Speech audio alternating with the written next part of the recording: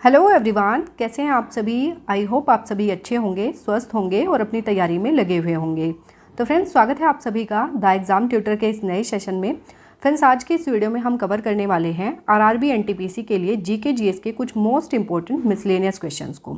Miscellaneous question का ये जो प्रैक्टिस सेट रहेगा, ये आपकी प्रिपरेशन को बूस्ट करने में आपको 100% हेल्प करेगा, क्योंकि इस वीडियो में जो भी क्वेश्चंस लिए गए हैं वो सभी सिलेक्टेड और इम्पोर्टेंट हैं। इस वीडियो में वही क्वेश्चंस लिए गए हैं जो कि अलग अलग एग्जाम्स में प्रीवियस ईयर में पूछे गए हैं। तो अगर आप ऐसे किसी भी एग्जाम की तैयारी करते हैं जिसमें जीएस पोर्शन एक इंपॉर्टेंट रोल प्ले करता है, तो ये वीडियो आपके लिए काफ़ी यूज़फुल रहने वाला है। तो वीडियो में एंड तक ज़रूर बने रहिएगा। तो चलिए बिना देरी करते हुए बढ़ते हैं अपनी वीडियो की ओर। सबसे पहले हम प्रीवियस वीडियो का जो क्वेश्चन ऑफ द डे है उसको देखेंगे। Who among the following was the founder of national Herald newspaper. National Herald अखबार के संस्थापक निम्नलिखित में से कौन थे। तो इसका आंसर हो जाएगा हमारा ऑप्शन बी, जवाहरलाल नेहरू। जवाहरलाल नेहरू जो है नेशनल हेराल्ड अखबार के संस्थापक थे। इस क्वेश्चन का सही आंसर दिया है रौनक ने, देबस्मिता ने और प्रबीर मंडल ने। देखिए फ्रेंड्स, जब भी आप इन वीडियोस को देखते हैं, इनमें जो भी क्वेश्चन पूछा जाता है आप प्लीज़ उसका आंसर ज़रूर किया कीजिए, क्योंकि जब भी आप कोई आंसर लिख करके देते हैं तो उसके बहुत कम चांसेस होते हैं कि आप उसको भूल पाओ। तो इसी वजह से मैं हमेशा कहती हूँ कि आपसे जो भी क्वेश्चन पूछा जाता है तो आप उसका आंसर ज़रूर किया कीजिए। अब बढ़ते हैं अपने क्वेश्चंस की ओर, देख लेते हैं। फर्स्ट क्वेश्चन है हमारा, to whom is the governor of a state answerable. किसी राज्य का राज्यपाल किसके प्रति उत्तरदायी होता है। तो देखिए फ्रेंड्स, किसी भी राज्य का राज्यपाल जो है ये भारत के राष्ट्रपति के प्रति उत्तरदायी होता है। किसके प्रति? भारत के राष्ट्रपति के प्रति उत्तरदायी होता है। हालांकि जो राज्यपाल होता है वो राज्य विधानसभा के प्रति सामूहिक रूप से उत्तरदायी होता है, लेकिन व्यक्तिगत रूप से नहीं होता है। राज्यपाल जो है ये राष्ट्रपति के द्वारा नियुक्त किया जाता है और राष्ट्रपति के प्रसाद पर्यंत ही अपने पद पर बना रहता है। तो याद रखिएगा, किसी भी राज्य का राज्यपाल किसके प्रति उत्तरदायी होता है, तो ये प्रेसिडेंट यानी कि राष्ट्रपति के प्रति उत्तरदायी होता है। याद रखिएगा, आंसर हो जाएगा हमारा ऑप्शन ए। नेक्स्ट देख लेते हैं। नेक्स्ट क्वेश्चन है हमारा, blue baby syndrome in humans is caused by the excess of what. मनुष्यों में ब्लू बेबी सिंड्रोम किसकी अधिकता के कारण होती है। तो देखिए फ्रेंड्स, मनुष्यों में ये जो डिजीज़ है ब्लू बेबी सिंड्रोम जो है ये नाइट्रेट की अधिकता के कारण होती है। किसकी अधिकता के कारण? नाइट्रेट की अधिकता के कारण मनुष्यों में ब्लू बेबी सिंड्रोम जो है ये डिजीज़ होती है। नाइट्रेट जो है ये वाटर या फूड के मीडियम से बॉडी में एंटर कर जाते हैं, और जो नाइट्रेट है ये किस में कन्वर्ट हो जाते हैं? नाइट्राइट में कन्वर्ट हो जाते हैं। और ये जो नाइट्राइट हैं ये किससे कंबाइन हो जाते हैं? हीमोग्लोबिन से कंबाइन हो जाते हैं, और हीमोग्लोबिन से कंबाइन होकर क्या बनाते हैं? मैथमोग्लोबिन बनाते हैं। क्या बनाते हैं? मैथमोग्लोबिन बनाते हैं। देखिए फ्रेंड्स, जो हमारी बॉडी है, बॉडी में जो हीमोग्लोबिन होता है ये क्या काम करता है? ये ऑक्सीजन को कैरी करने का काम करता है। ऑक्सीजन जो है हीमोग्लोबिन से कंबाइन होकर ऑर्गन जितने भी होते हैं बॉडी के ऑर्गन्स उन तक पहुंचाई जाती है। और जब जो नाइट्राइट है, जब बॉडी में नाइट्राइट प्रेजेंट होता है तो ये हीमोग्लोबिन से कंबाइन हो जाता है, और हीमोग्लोबिन जो है ऑक्सीजन से कंबाइन नहीं कर पाता है।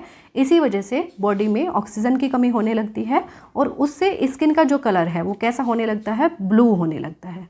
स्किन का कलर जो है ये ब्लू होने लगता है, और इसको साइनोसिस भी कहा जाता है। क्या? साइनोसिस भी कहा जाता है। तो याद रखिएगा, ब्लू बेबी सिंड्रोम जो है ये किसकी अधिकता के कारण होती है? नाइट्रेट की अधिकता के कारण होती है। आंसर हो जाएगा हमारा ऑप्शन डी। नेक्स्ट देख लेते हैं। नेक्स्ट क्वेश्चन है हमारा, the controller of the pituitary gland is. Piyush ग्रंथि का नियंत्रक कौन है। तो देखिए फ्रेंड्स, पिट्यूटरी ग्लैंड जो है ये बहुत छोटी ग्लैंड होती है, सबसे छोटी ग्रंथि मानी जाती है ह्यूमन बॉडी की, और ये कहाँ पर प्रेजेंट होती है? ये ब्रेन में प्रेजेंट होती है। इसका कंट्रोलर क्या है? तो हाइपोथैलेमस ग्लैंड, ये भी ब्रेन में प्रेजेंट होती है। हाइपोथैलेमस ग्लैंड जो है ये पिट्यूटरी को कंट्रोल करने का काम करती है, और कौन सा हार्मोन प्रोड्यूस करना है, कौन सा हार्मोन सिक्रीट करना है, ये सब कौन बताता है? हाइपोथैलेमस ग्लैंड बताती है। किसको? पिट्यूटरी ग्लैंड को। तो याद रखिएगा, पिट्यूटरी ग्लैंड का जो कंट्रोलर है ये है हाइपोथैलेमस ग्लैंड। आंसर हो जाएगा ऑप्शन बी। नेक्स्ट देख लेते हैं। नेक्स्ट क्वेश्चन है हमारा, Indian league was founded by home. Indian league किनके द्वारा स्थापित की गई थी। तो देखिए फ्रेंड्स, ये जो इंडियन लीग है, इंडियन लीग की स्थापना शिशिर कुमार घोष और किसके द्वारा की गई थी? शंभू चरण मुखर्जी। शंभू चरण मुखर्जी, इन 2 लोगों के द्वारा जो है इंडियन लीग की स्थापना की गई थी। और कब की गई थी? तो 25 सितंबर 1875 में जो है शिशिर कुमार घोष और शंभू चरण मुखर्जी के द्वारा इंडियन लीग की स्थापना की गई थी। और कहाँ पर की गई थी? तो कलकत्ता में की गई थी। ये जो संगठन था ये भारतीयों में राष्ट्रवाद और राजनीतिक जागरूकता को बढ़ावा देने के लिए जो है ये इंडियन लीग बनाया गया था। याद रखिएगा, आंसर हो जाएगा शिशिर कुमार घोष, क्योंकि इसमें ऑप्शन में शंभू चरण मुखर्जी नहीं दिया है, तो आंसर यही बनेगा हमारा option C, Shishir Kumar Ghosh. Next देख लेते हैं। नेक्स्ट क्वेश्चन है हमारा, when was it recommended to ban slavery in India? भारत में दास प्रथा पर प्रतिबंध लगाने की अनुशंसा कब की गई थी? तो देखिए फ्रेंड्स, भारत में दास प्रथा पर प्रतिबंध लगाने की जो अनुशंसा की गई थी, ये की गई थी भारतीय दासता अधिनियम यानी कि इंडियन स्लेवरी एक्ट 1843 के तहत। भारतीय दासता अधिनियम यानी कि इंडियन स्लेवरी एक्ट 1943 के तहत जो है भारत में दास प्रथा पर प्रतिबंध लगाने की अनुशंसा की गई थी। और इस अधिनियम ने जो दास प्रथा थी, दास प्रथा से जुड़े जो आर्थिक लेन देन थे उनको गैरकानूनी घोषित किया था। और किसी भी व्यक्ति को दास के रूप में बेचने या फिर खरीदने को अपराध घोषित किया गया था इस अधिनियम के तहत। तो याद रखिएगा, आंसर हो जाएगा हमारा ऑप्शन बी, 1843 ईस्वी। नेक्स्ट देख लेते हैं। नेक्स्ट क्वेश्चन है हमारा, velodrome is related to which sport? Velodrome का संबंध किस खेल से है? तो वेलोड्रोम जो है ये संबंधित है साइकिलिंग से। किससे? साइकिलिंग से संबंधित है वेलोड्रोम। आंसर हो जाएगा ऑप्शन डी। नेक्स्ट देख लेते हैं। नेक्स्ट क्वेश्चन है हमारा, the main function of sweat gland is? पसीने की ग्रंथियों का मुख्य कार्य क्या है? तो देखिए फ्रेंड्स, जो पसीने की ग्रंथियां हैं यानी कि स्वेट ग्लैंड है, इनका मुख्य कार्य होता है बॉडी टेम्परेचर को कंट्रोल करना या मेंटेन करना। देखिए फ्रेंड्स, जो पसीना होता है ये स्किन से इवेपोरेट होता है और स्किन से इवेपोरेट होकर के ये शरीर को ठंडा करने में मदद करता है। और ये जो प्रोसेस है ये एक मेन टेम्परेचर कंट्रोलिंग प्रोसेस है। तो याद रखिएगा, ये जो स्वेट ग्लैंड्स होती हैं ये क्या काम करती हैं? ये शरीर के तापमान को नियंत्रित करती हैं। आंसर हो जाएगा हमारा option D, control of body temperature इसका मेन कार्य है। नेक्स्ट देख लेते हैं। नेक्स्ट क्वेश्चन है हमारा, what is the largest cell in the human body? मनुष्य के शरीर में सबसे बड़ी कोशिका कौन सी होती है? तो मनुष्य के शरीर की सबसे बड़ी कोशिका होती है नर्व सेल। नर्व सेल जो है ये मनुष्य के शरीर की सबसे बड़ी सेल होती है। आंसर हो जाएगा ऑप्शन बी। नेक्स्ट देख लेते हैं। नेक्स्ट क्वेश्चन है हमारा, during the tenure of which governor general was Sindh merged into the British Empire? किस गवर्नर जनरल के काल में सिंध का विलय ब्रिटिश साम्राज्य में किया गया था? तो देखिए फ्रेंड्स, ऐसा कौन सा गवर्नर जनरल था जिसके काल में सिंध का विलय ब्रिटिश साम्राज्य में किया गया था? तो लॉर्ड एलन बरो के काल में सिंध का विलय ब्रिटिश साम्राज्य में किया गया था। और कब किया गया था? तो 1843 में। कब किया गया था? 1843 में। और 1843 में ही मैंने प्रीवियस क्वेश्चन में पढ़ाया है आपको कि दास प्रथा पर प्रतिबंध भी कब लगाया गया था? 1843 में। आंसर हो जाएगा ऑप्शन सी। नेक्स्ट देख लेते हैं। नेक्स्ट क्वेश्चन है हमारा, insider trading is related to? Insider trading का संबंध किससे है? तो इनसाइडर ट्रेडिंग का संबंध है स्टॉक मार्केट से। किससे? शेयर बाजार से संबंधित है इनसाइडर ट्रेडिंग। आंसर हो जाएगा ऑप्शन डी। नेक्स्ट क्वेश्चन की तरफ बढ़ते हैं। नेक्स्ट क्वेश्चन है हमारा, L K. Jha committee is related to which of the following? L K. Jha समिति का संबंध निम्नलिखित में से किससे है? तो देखिए फ्रेंड्स, ये जो एल.के. झा समिति है इसका गठन किया गया था 1976 में। 1976 में एल.के. झा की अध्यक्षता में इस समिति का गठन किया गया था और इसी वजह से इसे एल.के. झा समिति कहा जाता है। इसका उद्देश्य क्या था इस समिति का? तो अप्रत्यक्ष कराधान प्रणाली में सुधार करना इसका उद्देश्य था। तो अब देख लेते हैं, इसमें दिया है option B, indirect tax. Answer हो जाएगा हमारा ऑप्शन बी, इनडायरेक्ट टैक्स यानी कि अप्रत्यक्ष कर से संबंधित थी एल.के. झा समिति। नेक्स्ट देख लेते हैं। नेक्स्ट क्वेश्चन है हमारा, doctor Rajendra Prasad was the chairman of which of the following committees of the constituent assembly? Doctor Rajendra Prasad संविधान सभा के निम्नलिखित में से किस समिति के अध्यक्ष थे? तो देखिए फ्रेंड्स, डॉक्टर राजेंद्र प्रसाद जो है ये प्रक्रिया नियम समिति के अध्यक्ष थे, संचालन समिति के अध्यक्ष थे, वित्त एवं कर्मचारी समिति के अध्यक्ष थे और इसके अलावा ये संविधान सभा के भी अध्यक्ष थे। तो इस क्वेश्चन का आंसर जो है ये बनेगा हमारा ऑप्शन डी, उपर्युक्त सभी। इन सभी समितियों के अध्यक्ष थे डॉक्टर राजेंद्र प्रसाद। नेक्स्ट देख लेते हैं। नेक्स्ट क्वेश्चन है हमारा, which lens is use to correct presbyopia, जरा दृष्टि दोष के निवारण के लिए किस लेंस का प्रयोग किया जाता है। तो देखिए फ्रेंड्स, प्रेस बायोपिया जो है ये एक आंखों की डिजीज़ है। इसको क्योर करने के लिए किस लेंस का इस्तेमाल किया जाता है, तो प्रेस बायोपिया को करेक्ट करने के लिए या क्योर करने के लिए बाईफोकल लेंस का इस्तेमाल किया जाता है। बाईफोकल लेंस में दो अलग अलग फोकल लेंथ वाले लेंस जो हैं एक ही चश्मे में इस्तेमाल किए जाते हैं। ऊपर वाला जो भाग होता है ये दूर की चीज़ों को देखने के लिए इस्तेमाल किया जाता है, और जो नीचे वाला भाग होता है चश्मे का ये पास की वस्तुओं को देखने के लिए इस्तेमाल किया जाता है। तो इसमें बाईफोकल लेंस का इस्तेमाल किया जाता है प्रेस बायोपिया में। आंसर हो जाएगा हमारा ऑप्शन सी। नेक्स्ट देख लेते हैं। नेक्स्ट क्वेश्चन है हमारा, the Tropic of Cancer does not pass through which of the following countries, कर्क रेखा निम्नलिखित में से किस देश से होकर के नहीं गुजरती है। तो देखिए फ्रेंड्स, इस क्वेश्चन का आंसर करने के लिए आपको पता होना चाहिए कि जो कर्क रेखा है ये किन किन देशों से होकर के गुजरती है। तो देखिए कर्क रेखा जो है ये 16 देशों से होकर के गुजरती है। कितने? 16 देशों से होकर के गुजरती है कर्क रेखा। कौन कौन से हैं वो देख लेते हैं। तो देखिए अल्जीरिया से होकर के गुजरती है, नाइजर से होकर के गुजरती है, niger, Libya, Egypt, Saudi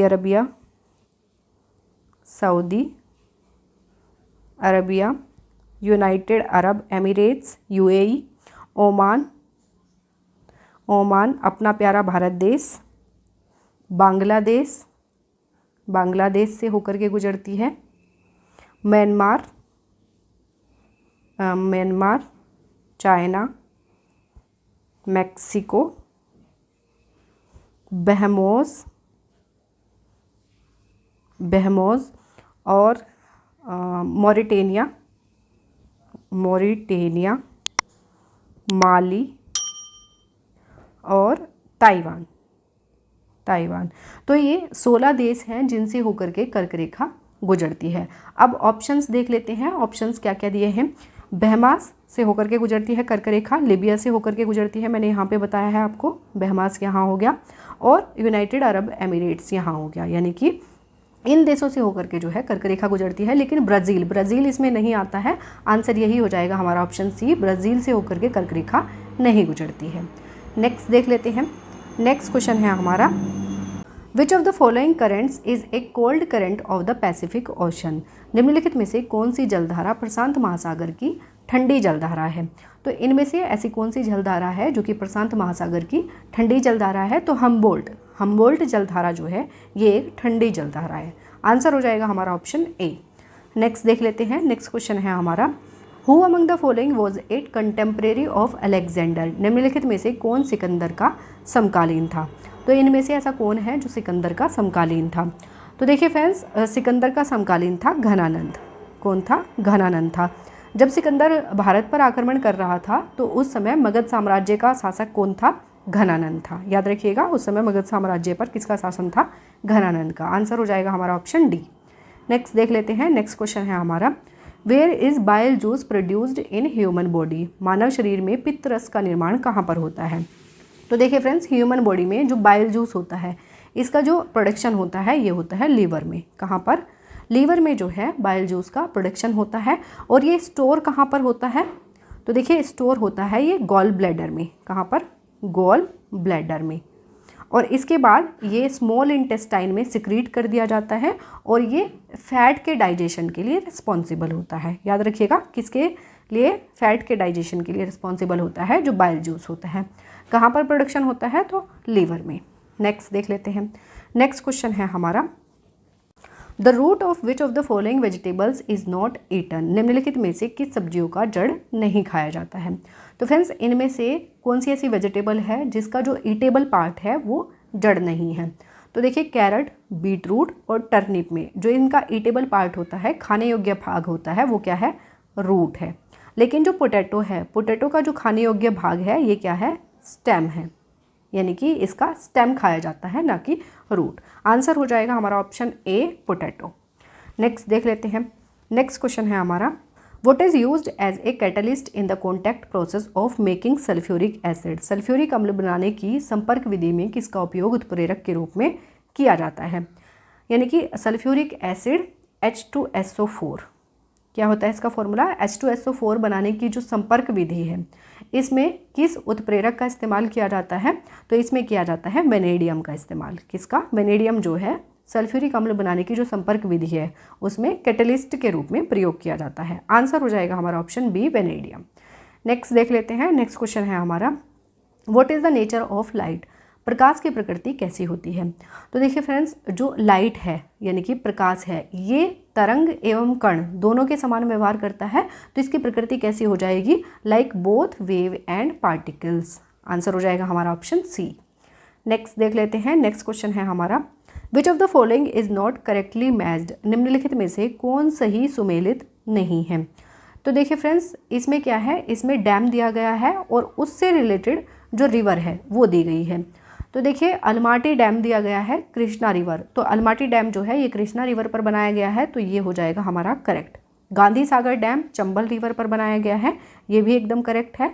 Sardar Sarovar dam जो है ये नर्मदा रिवर पर बनाया गया है, ये भी हो जाएगा हमारा करेक्ट। लेकिन इडुक्की डैम जो है ये कावेरी नदी पर नहीं बनाया गया है, ये पेरियार रिवर पर बनाया गया है, पेरियार रिवर पर बनाया गया है इडुक्की डैम। और कहाँ पर स्थित है, ये केरला में स्थित है। याद रखिएगा, ये क्या हो गया, ये इनकरेक्ट हो जाएगा, तो इसमें इनकरेक्ट ही पूछा है, तो आंसर बनेगा हमारा ऑप्शन डी। नेक्स्ट देख लेते हैं, नेक्स्ट क्वेश्चन है हमारा, which one of the following is a land locked country, निम्नलिखित में से कौन सा एक स्थलरुद्ध देश है। तो इनमें से लैंड लॉक्ड कंट्री कौन सा है। तो देखिए फ्रेंड्स, लैंड लॉक्ड कंट्री वो होती हैं जो चारों तरफ से भूमि से घिरी होती हैं, उनके किसी भी एक साइड में पानी नहीं पाया जाता है, इसी वजह से उन्हें कहा जाता है लैंड लॉक्ड कंट्री। इनमें से कौन सा है लैंड लॉक्ड कंट्री, तो हंगरी जो है ये एक लैंड लॉक्ड कंट्री है। आंसर हो जाएगा हमारा ऑप्शन बी। नेक्स्ट देख लेते हैं, नेक्स्ट क्वेश्चन है हमारा, the oldest evidence of agriculture has been found in the Indian subcontinent, भारतीय उपमहाद्वीप में कृषि के प्राचीनतम साक्ष्य कहाँ से प्राप्त हुए हैं। तो देखिए फ्रेंड्स, भारतीय उपमहाद्वीप में कृषि के जो प्राचीनतम साक्ष्य प्राप्त हुए हैं ये हुए हैं उत्तर प्रदेश के संत कबीरनगर जिले में स्थित लहुरादेव से। लहुरादेव स्थल जो है ये 9000 ईसा पूर्व का है। इससे पहले मेहरगढ़ जो कि पाकिस्तान के बलूचिस्तान में स्थित है, मेहरगढ़ को प्राचीनतम कृषि साक्ष्य वाला स्थल माना गया है जो कि 7000 ईसा पूर्व का है। लेकिन ये जो लहुरादेव है ये 9000 ईसा पूर्व का है। याद रखिएगा, आंसर हो जाएगा हमारा ऑप्शन बी। नेक्स्ट देख लेते हैं, नेक्स्ट क्वेश्चन है हमारा, what is the attainment of knowledge by Mahavira called in Jainism, Jain धर्म में महावीर के द्वारा ज्ञान प्राप्ति को क्या कहा जाता है। तो जैन धर्म में महावीर स्वामी के द्वारा जो ज्ञान प्राप्त किया गया था उसको किस नाम से जाना जाता है, तो उसे जाना जाता है कैवल्य के नाम से। किसके नाम से, कैवल्य के नाम से जाना जाता है। संबोधि क्या है, तो संबोधि का जो अर्थ होता है, संबोधि का अर्थ होता है पूर्ण ज्ञान, पूर्ण ज्ञान। निर्वाण किसे कहा जाता है, मोक्ष प्राप्ति को निर्वाण कहा जाता है। निर्वाण किसे कहा जाता है, मोक्ष प्राप्ति को निर्वाण कहा जाता है। और जो संथारा है, संथारा का मतलब क्या होता है, तो संथारा का मतलब होता है इच्छा मरण, इच्छा मरण या फिर समाधि मरण इसको कहते हैं, समाधि मरण। याद रखिएगा। और ज्ञान प्राप्ति को क्या कहा जाता है, कैवल्य कहा जाता है। आंसर हो जाएगा हमारा ऑप्शन सी। नेक्स्ट देख लेते हैं, नेक्स्ट क्वेश्चन है हमारा, विच of the following is not a member nation of BIMSTEC, निम्नलिखित में से कौन बिम्स्टेक का सदस्य राष्ट्र नहीं है।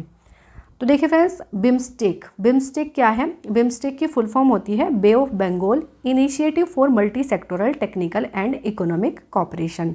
क्या है, bay of Bengal initiative for multi sectoral technical and economic cooperation जो है इसकी फुल फॉर्म होती है। इसकी स्थापना कब की गई थी, तो 6 जून 1997 में जो है इसकी स्थापना की गई थी। अब इसके जो मेंबर कंट्रीज़ हैं वो कौन कौन से हैं और कितने हैं, तो देखिए इसके जो मेंबर कंट्रीज़ हैं वो हैं 7। कितने मेंबर कंट्रीज़ हैं, 7 जो हैं इसके मेंबर कंट्रीज़ हैं। कौन कौन से हैं, तो देखिए सबसे पहले अपना प्यारा भारत देश, अपने प्यारे भारत देश को सबसे ऊपर रखना है। सबसे पहले आता है भारत, उसके बाद बांग्लादेश,